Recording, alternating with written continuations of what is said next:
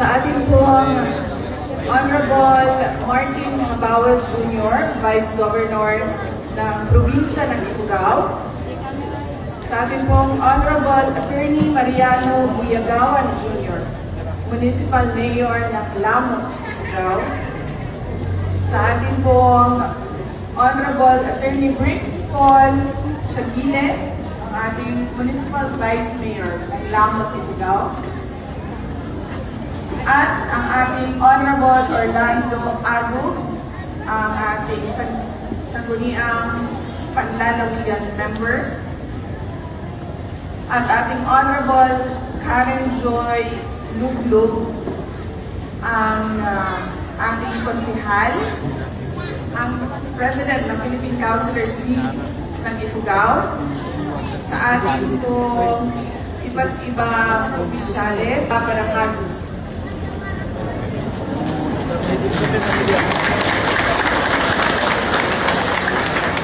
Para po sa aming mga kapatid na Muslim. Para naman po sa aking sa ako ang mga kaigsuunan na Bisaya, Ikan, sa Visayas at Mindanao. Daghang salamat sa inyong mga pagdawat sa ako at inhi madayaw mayong adlaw kaninyong tanan.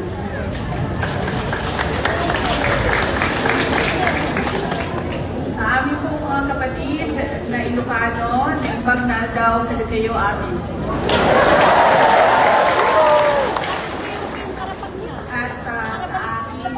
Mga kapatid na Ifugao, Makod at Algo ayu amin.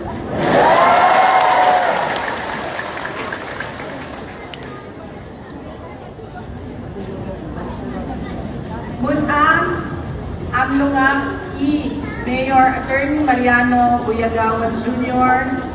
Yunitaw namin ang Kagalamon, Ifugao, taimpa ayagak ang umali ang manilungat i-selebrasyon ni Rambakan Festival.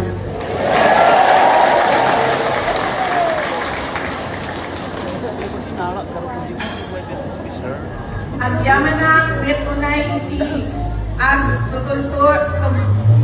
tutuloy ang suporta ken panagtalekyo kaniya ken kaditi kakaduwa ken iti opisina ti Vice Presidente.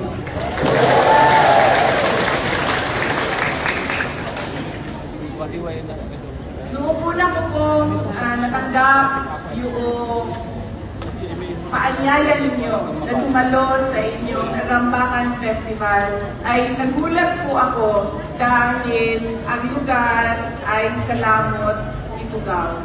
At hindi ko alam, marami pala nakakilala sa akin dito sa Lamot, Ifugao.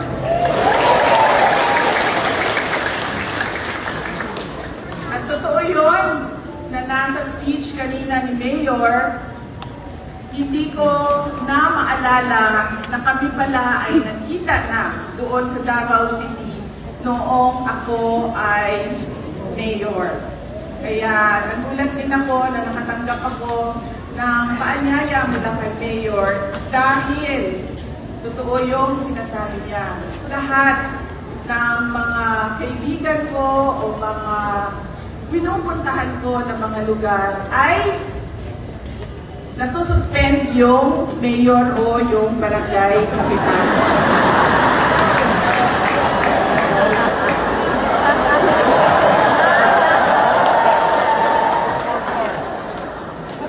Kaya kanina habang nakikinig ako sa talumpati ng ating pinakamamahal na mayor, ay napapaisip ako kung madadagdagan ba ang impeachment complaint sa akin o masususpend siya. Tinitingnan ko ang mukha ni Vice Mayor. Kasi naisip ko, ibabase ko sa hindi ni Vice Mayor kung masususpend ba si Mayor.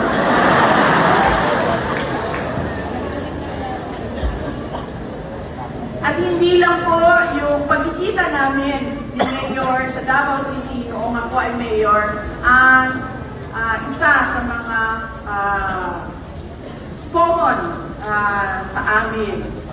Kilala din niya ang kasamahan ko, schoolmate ko, sa San Beda College of Law na tiga Apayao, si Gelasio Bongat.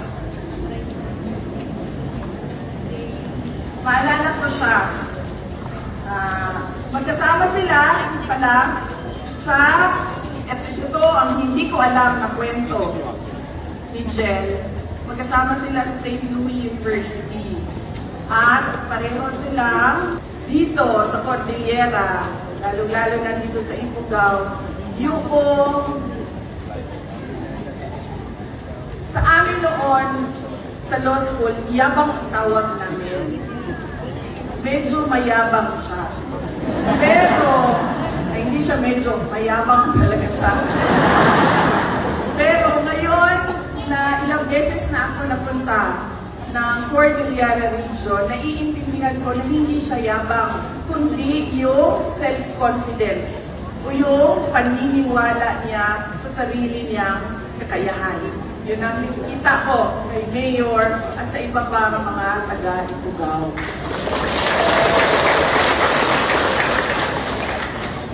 Si Jen ay, ano ko ba sabihin ito? Maliit siya. Tapos, medyo moreno. O, hindi na moreno, maitim talaga siya.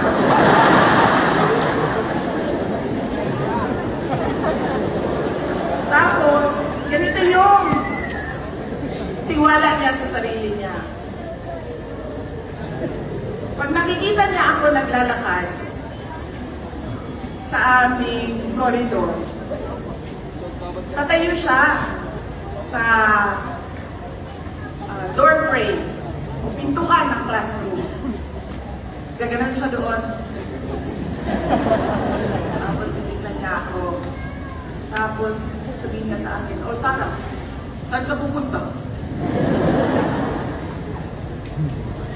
Tapos, minsan pa ay tinatanong niya kung gusto ko bang sumama sa kanya. Minsan naman, pag dumadaan ako, dyan siya, lalakad, magkasalubong kami. Papasok ka ba o hindi? Sasamahan kita. Ganun yung tiwala niya sa sarili niya. Na noon ay gusto ko sabihin sa kanya, subukan mo nga bumaba ng Mindanao kung tayo mag-usap.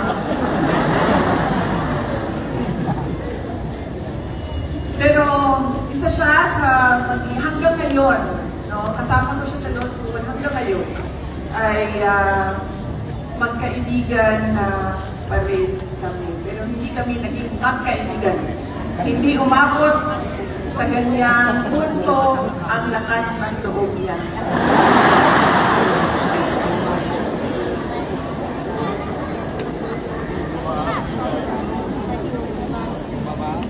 Mga kababayan, pinapaabot din ni dating Pangulong Rodrigo Duterte ang kanyang pagpapasalamat sa inyong panalangin, sa kanyang pag-uwi dito sa ating mahal.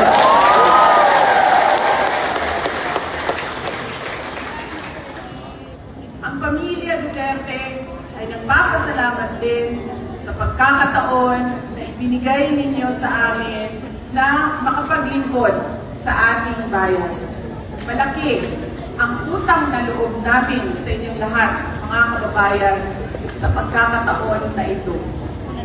Ang lakas namin ay hindi galing sa aming apelyido o sa katayuan namin doon sa syudad ng Davao, kundi galing ito sa Diyos at mga kababayan, ang lakas namin ay galing sa inyong lahat.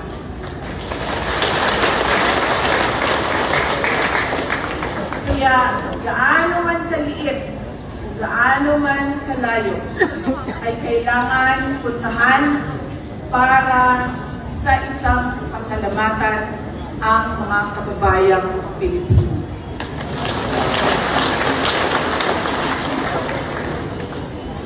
Isang malaking karangalan ang maging adopted daughter of the Municipality of Lamut, Province of Ifugao.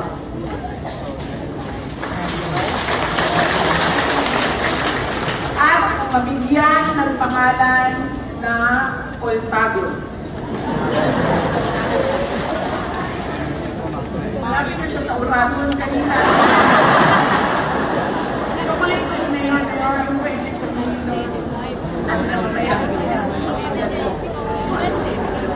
babasahin ni Madam Secretary ang ibig sabihin ng Oltago. Kahit ako ay galing sa isang napakalayong syudad sa Mindanao, hindi naging hadlang na ako ay tanggapin ninyo bilang isang anak ng Lamut Ifugao.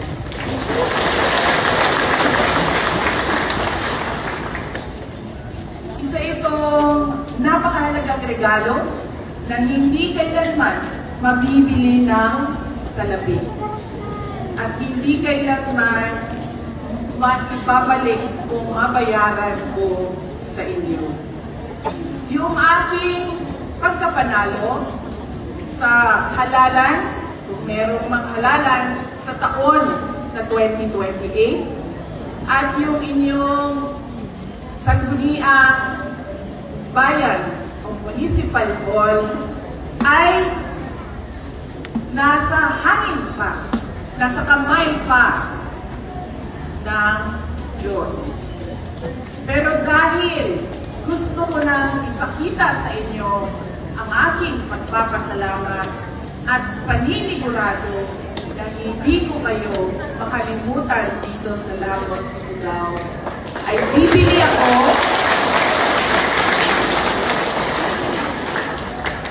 ako ng lupa at bahay dito sa inyo sa Lamut.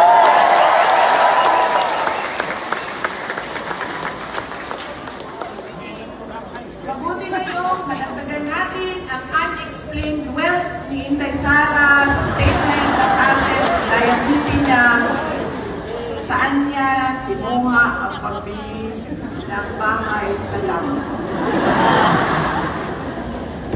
Mamaya, lahat nung may binibenta, maliit lang. Uy, huwag yung ekta-ektarya na lupa. Maliit lang. Na pwedeng paglagyan ng kwarto, kusina, at banyo para naman sa susunod na fiesta ay pwede din kayong kumuha ng pansit at lechon sa bahay ko.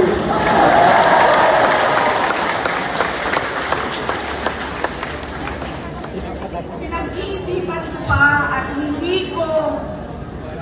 parang hindi ko kaya ang adobo na aso. Dahil naawa ako sa kanila. Mabait sila sa akin, ang mga aso. Pero, mga kababayan, kung kayo ay makahanap ng bukaya,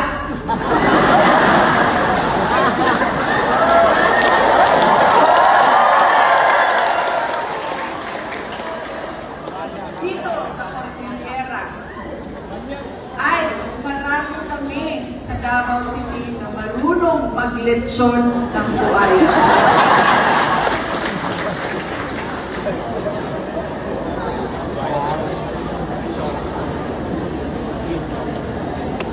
As an adopted daughter of the Municipality of Lamut, Province of Ifugao, I feel the meaningful message of this year's celebration. Umuna ni Lamut, united in culture and progress. And this theme is the perfect description of Lamut, a community that honors its traditions while courageously embracing development. As we celebrate, let us remember that progress should uplift our culture and should not leave our traditions behind. Our heritage should guide us as we move forward, and when culture and progress are recognized together, we build not only stronger communities, but also a future where our children embrace their roots as they do with progress. Kahapon po ay nandito na kami sa Ifugao dahil maaga kami nagbiyahe kasi naisip ko baka kung ngayong araw kami magbiyahe ay hindi kami aabot sa ating programa ngayong umaga na ito. Bumiyahe kami at dumiretso kami sa Quiaman, Municipality of Quiaman. Doon kami natulog at nakasyal kami sa iba't ibang mga lugar doon sa Quiaman. Una na, kaya pala nawawala si Mayor kahapon ng Quiaman.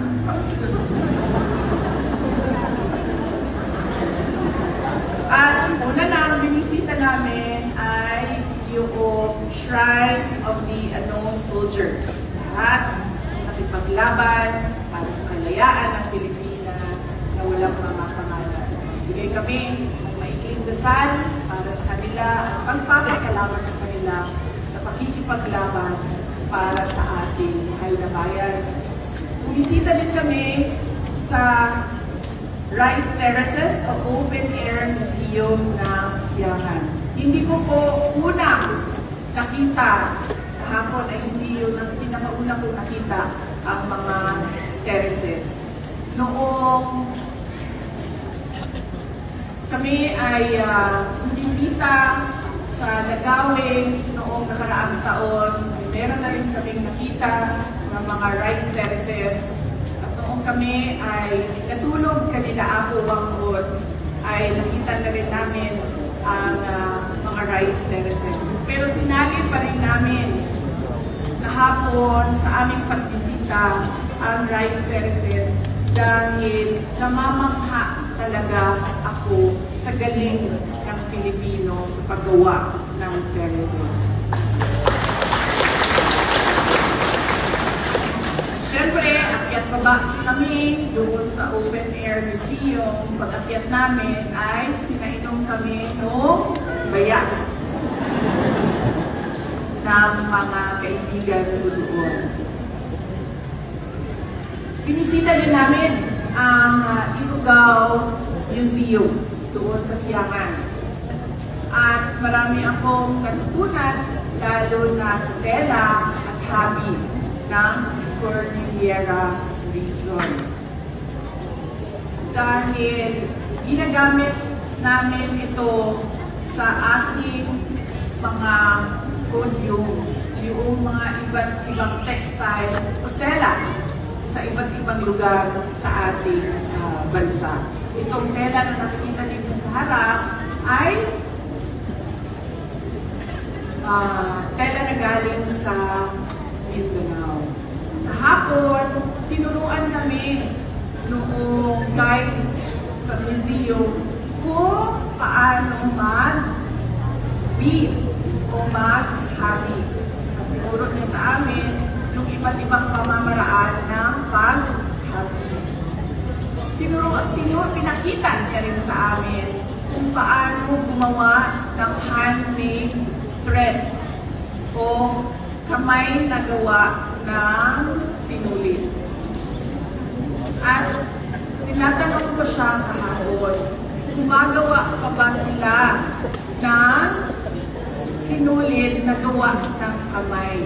Kasi ang gusto ko bilhin na tela ay yung sinulid na gawa sa kamay. Sabi niya, hindi na. Dahil matagal gumawa ng sinulid at matagal mag-hobby. Kaya ngayon, ang ginagamit nila ay machine-made na sinulid dahil kailangan nila mabilisan na gumawa ng kanilang mga produkto. Kaya sabi ko, at pinakita niya sa akin kung gaano kalakas yung handmade na sinulit. Pinaputol niya sa akin, hindi ko maputol. Sabi niya, subukan mo, putulin ito, machine-made na sinulit. Napakadali na putulin yung machine-made na sinulit. At ito yung mensahe natin ngayong umaga na ito.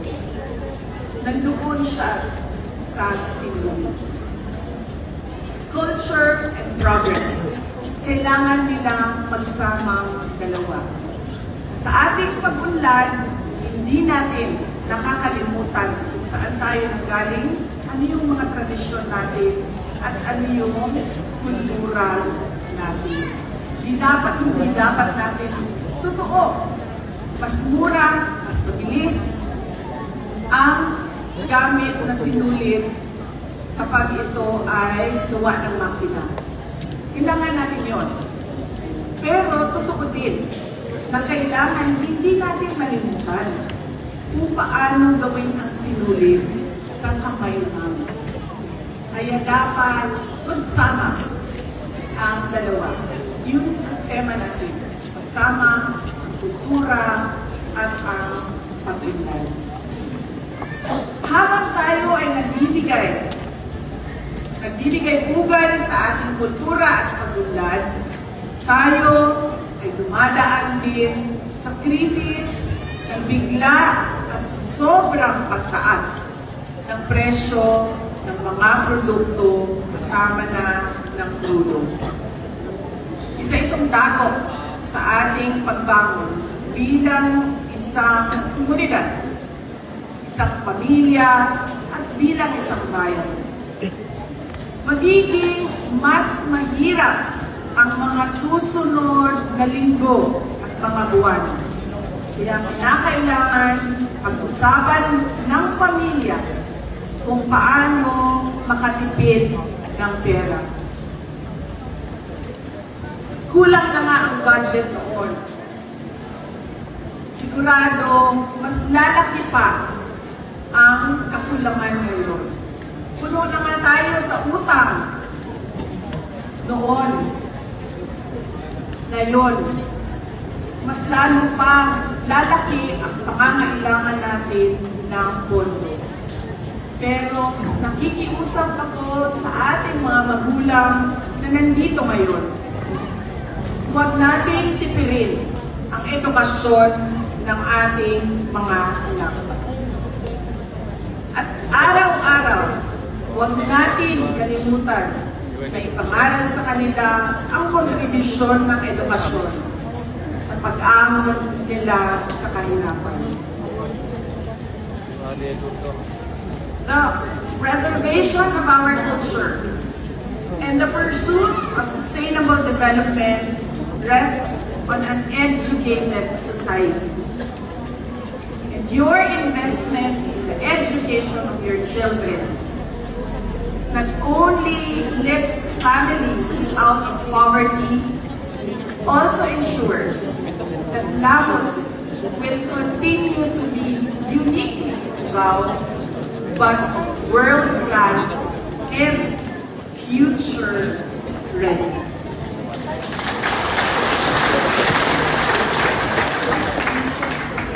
Kakailian nga taga-Ifugao, ayatin tayo ipagdigan, pagkilian tayo ng Pilipinas para kini Apo Diyos, pagkilian ng amin ng pamilya nga Pilipino.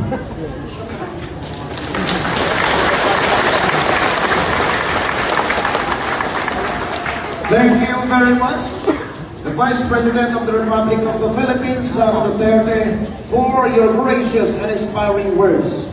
Your presence